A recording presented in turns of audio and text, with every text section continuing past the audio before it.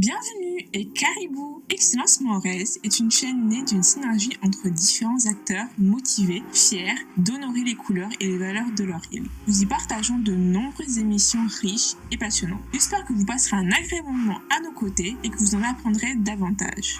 Bon, je vous retiens pas plus. Bonne écoute.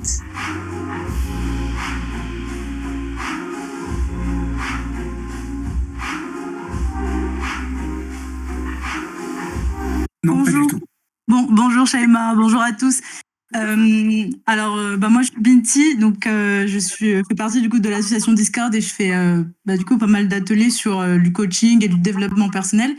Et c'est vrai que ce que vous énoncez en ce qui concerne le racisme, en fait, et ce que a aussi annoncé Mustapha, en fait, je pense que c'est aussi la société. En fait, on n'est pas assez aussi, nous, en tant que Noirs, on n'est pas assez représentés dans tout ce qui est prestige, réussite, etc. Il y en a beaucoup, mais je trouve que la société met beaucoup en avant justement les blancs, entre guillemets. Et du coup, c'est pour ça d'ailleurs qu'on doit continuer à se battre et à passer outre pour pouvoir justement avoir une représentation dans chaque domaine et pour pouvoir justement légitimiser notre représentation quelque part et ne pas étonner justement certaines personnes justement qui seraient racistes pour notre légitimité à être dans un endroit beaucoup plus élevé.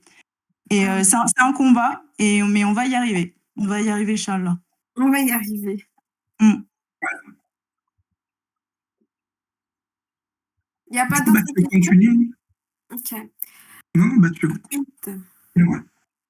Du coup, dans le cadre de mes 3 années de spécialité, on a légèrement évoqué le sujet tout à l'heure, mais c'était pour partager mon expérience en Espagne dans le cadre de mon Erasmus et vous encourager franchement à partir à l'étranger. Moi aujourd'hui, j'ai plus de 25 ans, je peux plus prétendre au programme Erasmus, mais si j'avais votre âge là, franchement, je serais partie. J'aurais saisi cette opportunité pour pouvoir partir à l'étranger avec le programme Erasmus. Parce que au début, franchement, c'est compliqué, comme dans tout. Au début, le temps d'arriver, de prendre tes marques, surtout avec la barrière de langue. Mais choisissez une langue que vous maîtrisez à peu près bien et que vous aimez. Parce que moi, ça va, je suis à l'aise en anglais, mais j'aime pas trop l'anglais. Je préfère l'espagnol. Et du coup, c'est pour ça que j'ai choisi d'ailleurs de partir dans un pays hispanique. Oui, hispanique ou soit latine. Qu'un pays anglophone, l'anglais tous les jours là, je sais pas si j'aurais pu kiffer mon expérience au même titre que j'ai kiffé dans un pays hispanique. Du coup, j'étais partie en Espagne pour 6 mois, à Murcia, pour être précis, et c'était dans une licence, rien à voir avec ce que je faisais vraiment, parce que moi je suis en risque industriel et eux c'était les risques naturels. Mais c'est toujours un plus, enfin c'était un plus dans ma formation dans le sens où les risques industriels ne sont pas les risques industriels ne sont pas les seuls risques qui existent, voilà. Et du coup là j'ai eu un léger vernis sur les risques naturels en espagnol, me direz-vous, mais c'est toujours de bonnes notions à prendre. Et après, je suis revenue, j'ai enchaîné direct avec le stage de fin d'études parce que je voulais pas déménager. Moi, j'ai affaire de déménagement, là, franchement, moi, j'aime pas. D'ailleurs, moi, à l'INSA, j'ai fait 5 ans, mais j'ai jamais changé d'appart. Je suis restée dans le même appart pendant 5 ans parce qu'affaire de déménagement, là, non, moi, c'est pas pour moi. Et je dirais que tu as même eu ce qu'on appelle, entre guillemets, la chance de ne pas déménager pour tes stages, parce qu'il y en a beaucoup auxquels sont amenés en fait à déménager pour faire en fait des stages, vu qu'ils ont pas l'opportunité dans les villes auxquelles en fait ils se logent au quotidien. Mais justement, en fait, c'est pour ça que le stage de fin d'études, c'est à la fin des études. Et pareil, j'ai combiné ça avec le semestre d'échange, ce qui fait que moi, la dernière année, du coup, à Rouen, c'était en 4e année. En 5e année, je suis partie du coup en Espagne et je suis partie faire mon stage de fin d'études. Donc, j'ai laissé mon appart en 4e année. Je voulais pas interrompre Oui. mon mon cursus en partant à l'étranger, puis revenir chercher un appart. Franchement, ça, j'ai pas voulu avoir ce combat-là. J'ai tout laissé à la fin, comme ça, je pars une bonne fois pour toutes. Du coup, j'ai fait mon semestre d'échange au premier semestre, alors en dernière année, en cinquième année, et mon stage de fin d'études le deuxième semestre. Et mon stage de fin d'études, je l'ai fait chez Colas Mayotte. Et pour ceux qui sont dans le génie civil ou QHSE, le domaine QHSE, n'hésitez pas à postuler chez Colas Mayotte. Franchement, c'est une expérience très enrichissante et on a un premier jet sur le tissu mahorais. Franchement, Colas Mayotte pour le stage, hein, je recommande plus, plus, plus. Après, pour un métier, je souhaite pas me prononcer sur ça parce que autant en stage ça se passe super bien, la prise en charge du billet, l'aide au logement, la voiture de fonction pour du coup faire le trajet domicile stage, tout ça c'est pris en charge pour le stage et la gratification elle n'est pas des moindres, c'est à la limite de SMIC en tant qu'étudiant. Franchement t'es content, ce revenu là combiné à ta bourse, franchement c'est un plus. C'est Et juste une obligation, en fait. comment? C'est juste, en fait, une obligation pour les entreprises parce qu'en fait, c'est en fonction du nombre d'employés que l'entité a. Du coup, en fait, il y a des grilles salariales. Et dans ces grilles salariales, en fait, les stages à présent sont aussi pris en compte et aussi les alternances. Du coup, si jamais on est dans une grande société, que notre gratification quoi, de stage elle est de 1003 à 1004, c'est Mhm. juste une normalité. Ok. Voilà, c'est Ok, juste une bah, merci normalité. pour la précision. Mais pour le coup, franchement, n'hésitez pas. Et d'ailleurs, tous les ans, il y a des offres de stage de fin d'études chez Colas Mayotte. Donc, n'hésitez pas. Encore une fois, j'ai dit pour les stages. Maintenant, Oui, pour occuper un poste chez eux, c'est un autre sujet. C'est un autre sujet. C'est tout pour la présentation du parcours scolaire. Maintenant, on va pouvoir passer à la présentation du poste que j'occupe actuellement à la DEALM. Donc, DEALM, c'est pour Direction de l'environnement, aménagement, logement et mer de Mayotte. Et nous, on est directement rattaché au ministère de l'Environnement. Avant, ça s'appelait de la transition écologique, mais on va dire ministère de l'Environnement parce que le nom a changé au même rythme que les gouvernements de Macron. Donc, je travaille dans la fonction publique d'État, la l'ADM de Mayotte, dans le service SEPR pour service de l'environnement et de la prévention des risques, dans l'unité qui s'occupe des risques industriels, de l'environnement et de l'énergie. En qualité d'inspectrice de l'environnement, surtout sur les ICPE. ICPE, c'est pour installation classée pour la protection de l'environnement. Et aussi un volet quand même sur les équipements sous pression et compagnie. Compagnie, c'est déchets, produits chimiques.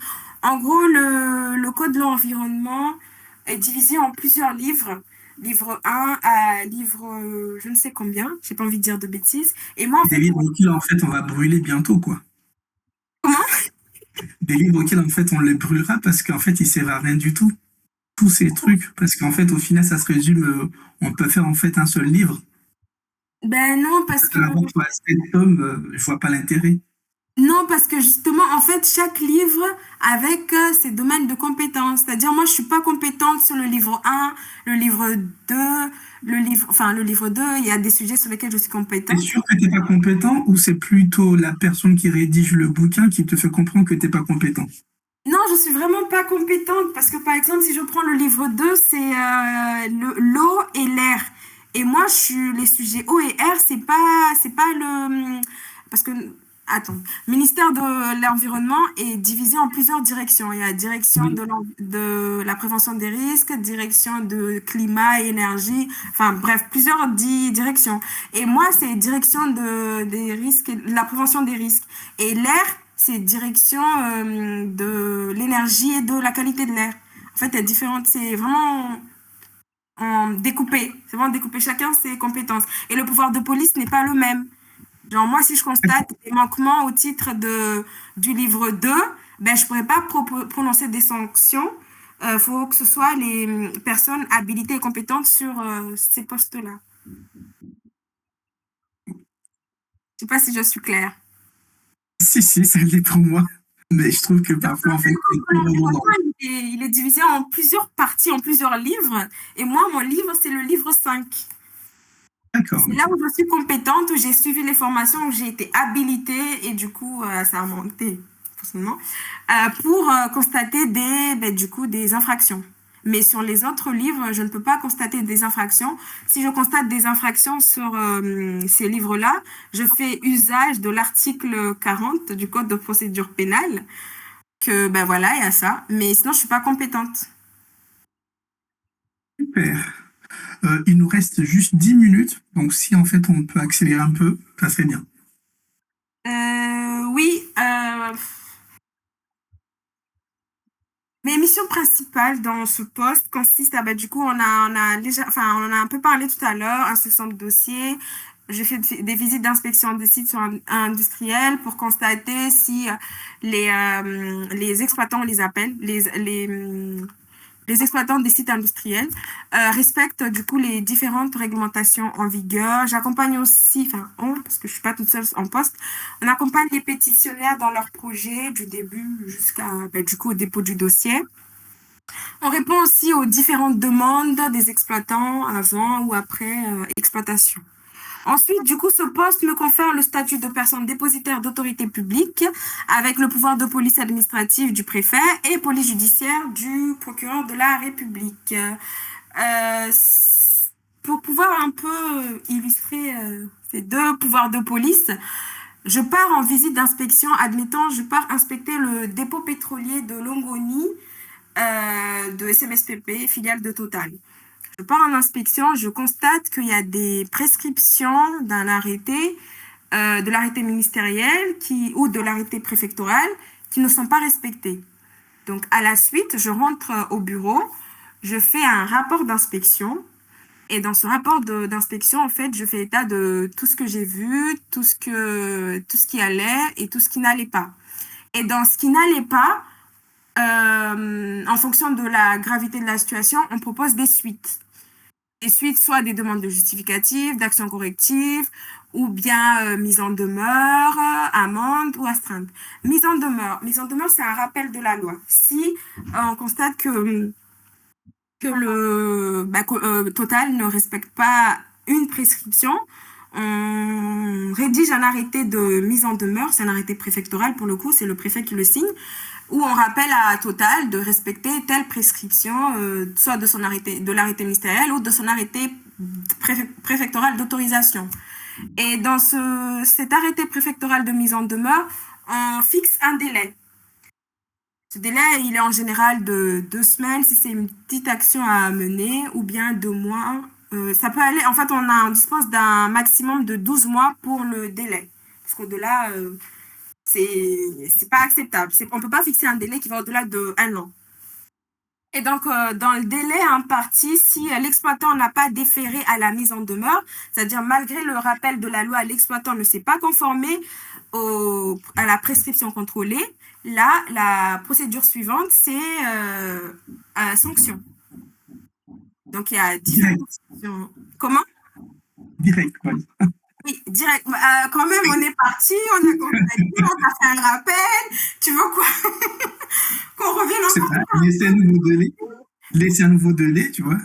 Non, parce que à côté, il y a le risque d'accident qui existe. On ne sait pas Malheureusement. si quelque chose peut se passer entre-temps. Oui, Et donc, malheureusement, oui, c'est ça. On ne connaît pas le là, futur. la prochaine étape, c'est les sanctions. Et c'est là, du coup, on a 2 pouvoirs de police, soit sanctions administratives ou bien sanctions pénales.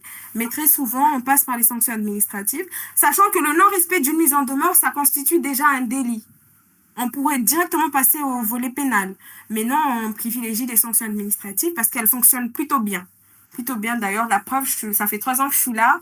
J'en ai jamais eu recours. Donc, sanction administrative, ça peut être soit une amende qui peut aller jusqu'à 45 000 € quand même, soit une astreinte journalière qui ne doit pas dépasser 1 500 € par jour. Et si malgré la prononciation de l'amende ou de l'astreinte journalière, toujours pas de retour en conformité, là on fait un PV et on passe à la procédure pénale. Voilà. enfin, mon métier un peu. J'ai essayé de vous présenter un petit peu en prenant un cas. Non, mais c'est très bien. Moi, j'ai bien compris. Je sais pas pour vous qui sont aussi quoi dans l'audience, si toutefois vous avez aussi voilà quoi des questions, des précisions que vous en avez besoin, c'est Non, l'occasion. ça me parle du coup. Je suis pas trop perdu. Après, on travaille beaucoup avec les gendarmes parce que des fois, nous, on n'est pas armés. Donc, quand on s'engage dans des terrains un peu, vous voyez, notamment pour les déchets illégaux, les dépôts de déchets illégaux dans des endroits, mon collègue, c'est surtout mon collègue qui s'occupe de ces sujets-là, mais il part souvent avec les gendarmes. Et les gendarmes, comme ils sont armés, ben, parce que nous, on est une police, mais sans armes. On a l'argent, enfin, on peut prononcer des amendes, tout ça, mais on n'a pas l'arme. Donc, les gendarmes, en fait, ben, ils sont là aussi pour nous. On fait des inspections en binôme. En cas de besoin, si vraiment on a des doutes sur, en termes de sécurité, sur le site.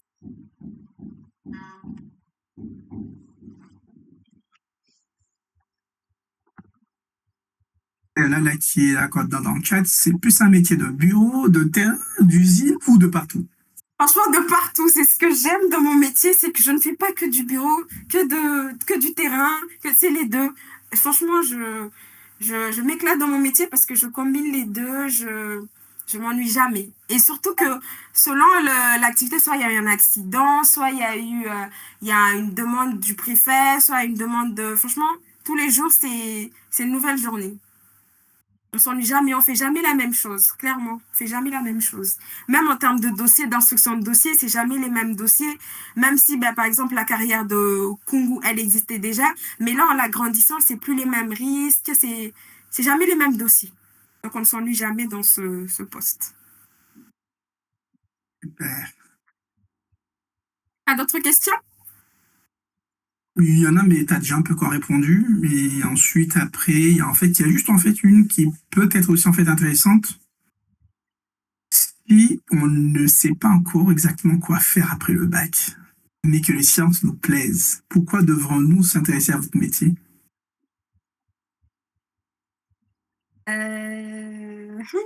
C'est une colle, ça. La petite colle quoi, du matin, hop quoi, hop. Si on ne sait pas encore quoi faire, pourquoi s'intéresser à mon métier?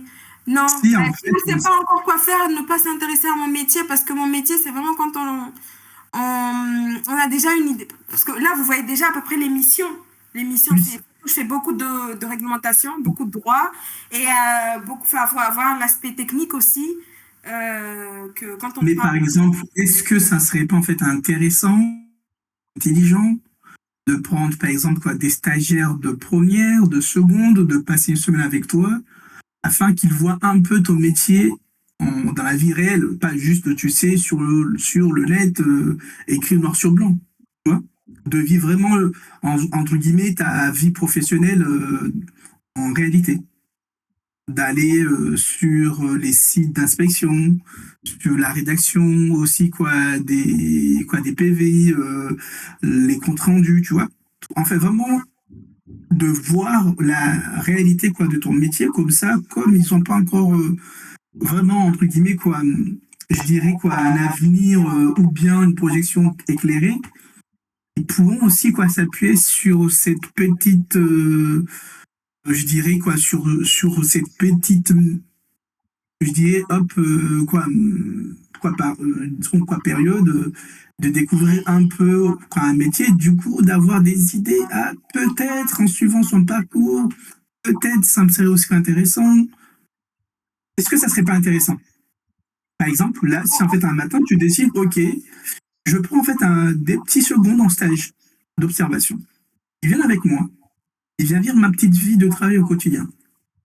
Et le soir, je leur pose la question, qu'est-ce que tu as retenu de la journée? Juste, très simple. En fait, ça dépendra des sites parce que ben, y a des sites où ils peuvent pas accéder. Nous, Oui, comme on bien est sûr. la police, ben, on peut. Juste on signe, ben, du coup, soit un accord de Normalement, confidentialité. la police, c'est de la fonction publique. La fonction publique, en général, en fait, on nous envoie des mails, voilà quoi, de l'État chaque année en nous disant que oui, faut ouvrir la fonction publique à la jeunesse pour des stages quoi, d'observation. Oui, mais là, c'est quand même un métier de Partie, mais police. il n'y a pas pas la non plus. politique de manière générale. C'est quand même un métier de police. On a Oui, pris le serment de faire appliquer que la loi et de protéger, entre autres, du coup, la confidentialité qui peuvent exister, enfin, les certes. différences de confidentialité qui peuvent exister dans les sites. Dans tous les sites, je ne pense pas qu'on pourra ramener des stagiaires, clairement. Mais les Oui, sites, bah, en fait, au stade, c'est à discuter entre déjà le site, la mhm, personne qui encadre et surtout aussi l'autorisation de ramener en fait un jeune parce qu'on sait tous que c'est pas du tout simple et c'est toujours très compliqué d'avoir toutes les autorisations. Par exemple, moi qui travaille en milieu laboratoire pharmaceutique et aussi hospitalier, en hôpital, on peut amener un jeune, mais dans un laboratoire pharmaceutique, pas forcément. mhm. Parce que Ben, les risques de sécurité ne sont pas les mêmes. oui, oui. Un hôpital, c'est censé accueillir en fait quoi, du public. Or que dans un labo auquel on fait des analyses quoi, microbiologiques ou quoi, biologiques, c'est tout à fait quoi, différent. On n'est pas du tout dans les mêmes risques. Mhm. À voir parce que là, pour l'heure, je dirais que c'est pas possible pour toutes les inspections. Notamment, en fait, par exemple, quand on auditionne des exploitants en cas d'infraction, ben, toutes les personnes qui ne sont pas assermentées, elles peuvent pas assister Oui, à l'audition. Donc, ça dépend vraiment des suites déjà qui auront lieu ah, pardon. Ça dépend du site inspecté et des suites qui seront retenues. Parce qu'en fonction des sites, eux, ils peuvent pas accéder à certaines informations. bah, c'est sûr que en fait, c'est suivant le site aussi, parce que c'est pas tout site auquel en fait on peut avoir aussi l'autorisation de ramener aussi un jeune. Mais en fait, moi, pourquoi je pose cette question? Parce que en fait, c'est vraiment en fait pour donner déjà en fait aux jeunes des idées de réflexion, même s'ils sont en seconde ou en première, ça va les aider en fait à travailler déjà un peu entre guillemets quoi leur projet d'avenir en fonction de ce que eux ils vivent en temps réel. Parce que beaucoup en fait s'imaginent plein d'idées d'un métier quand ils tombent dans la réalité, surtout en stage en deuxième, en troisième année, pouf, ça me plaît pas. L'an dernier, j'ai eu en fait un étudiant qui m'a dit qu'il a fait un stage de L3 sur un métier auquel il aurait tellement idéalisé. Au final, il n'a pas pris plaisir lors de son stage. Si. Après, Donc, moi, l'autre côté, c'est que moi, la formation, franchement, la spécialité maîtrise des risques industriels, ben, en fait, c'est une formation assez large. Je suis spécialiste en rien. Je peux comprendre tous les sujets parce qu'on touche tellement à tout. J'ai fait de la thermo, je fais de la mécaflux. En fait, on te présente des notions de tout, enfin, de tout. Et après, toi, après ton diplôme, tu choisis là où tu veux te diriger. Du coup, la formation, enfin la spécialité maîtrise des risques, moi je trouve que c'est une formation assez généralisante parce que tu vois un peu de tout et c'est toi après, pendant les présentations et tout, les cours, tu vois, ah, j'accroche plus sur cette matière, quel débouché je peux avoir lié à cette matière. Ben, par exemple, moi j'ai fait traitement de l'eau, au départ c'est pour ça que j'ai postulé à l'ADN sur le poste de police de l'eau. Parce que j'ai fait un cours sur le traitement de l'eau. Mais au final, j'ai fini en risque industriel. C'est pas plus mal parce que j'ai aussi fait. J'avais eu d'ailleurs des cours sur les installations classées pour la protection de l'environnement. Mais c'était juste 3 heures. Ça n'avait pas beaucoup marqué. Mais là, quand j'ai vu le poste, ben, je suis partie. Je suis partie.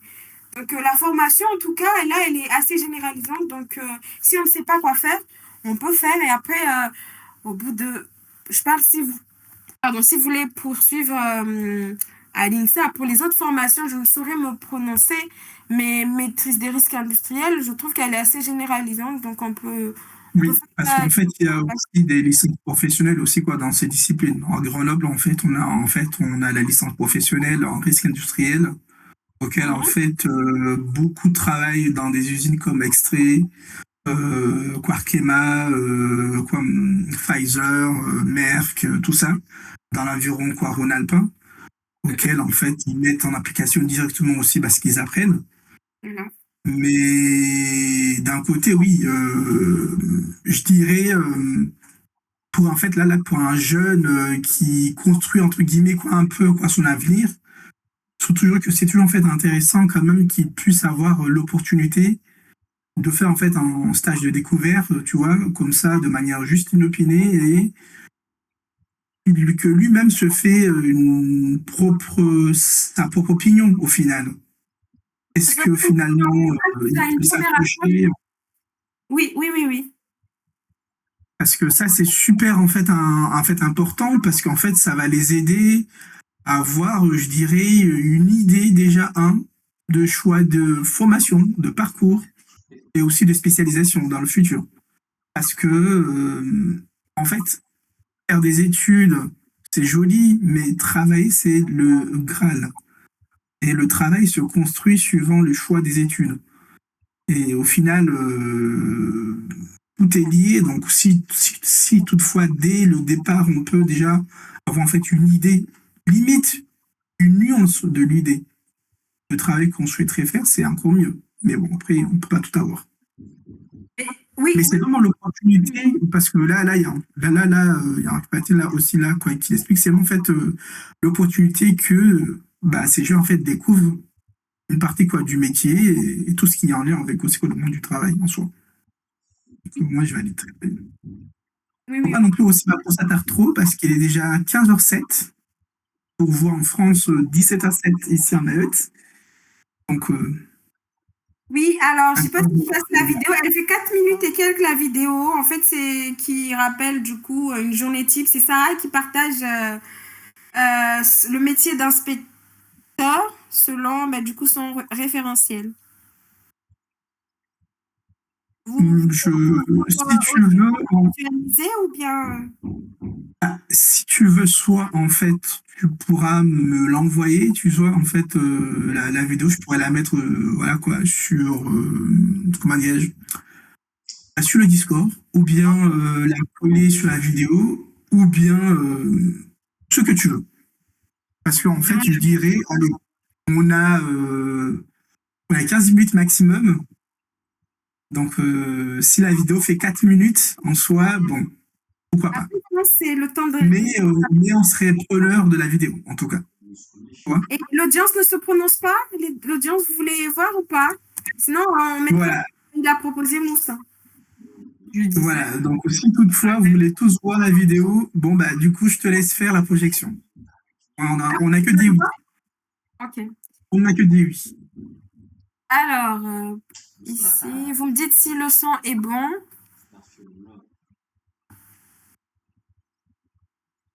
Vous entendez? Ah, Moi, je la vois coller. C'est ma connexion. je ne sais pas si vous entendiez la vidéo. Déjà, est-ce que vous voyez la vidéo? Je vois la page YouTube, Et le mais son en aussi? soi, Non, pas mais de son. pas, j'ai pas de son. S'il n'y a Mais pas de son, comment, elle est pas sur YouTube, c'est ça, normalement. elle est sur YouTube? Du coup, bah, est-ce que tu peux juste, en fait, nous envoyer, tu sais quoi, le son, en fait, quoi, le lien plutôt, quoi, le son, le lien. Mais Le lien, c'est encore mieux. Alors, copier-coller. Je disais, on pourra la mettre en descriptif sur enfin en biblio. C'est ça. En fait, on va juste la mettre, en fait, en descriptif, voilà. Parce que comme, en fait, elle est déjà publiée par, en fait, quoi, le ministère, donc, au final, Alors, oui, c'est bon, lance Shame. Ah, vous arrivez à voir alors. Du coup, c'est bon, je peux lancer. Alors, je retente. Attendez. C'est parti. Je dirais à un ingénieur que j'aimerais convaincre de venir. Lui aussi, il a cette sensibilité environnementale et vraiment doublé de cette curiosité pour le milieu industriel. J'ai cherché, mais je ne vois pas d'autres métiers dans lesquels se sentir à sa place.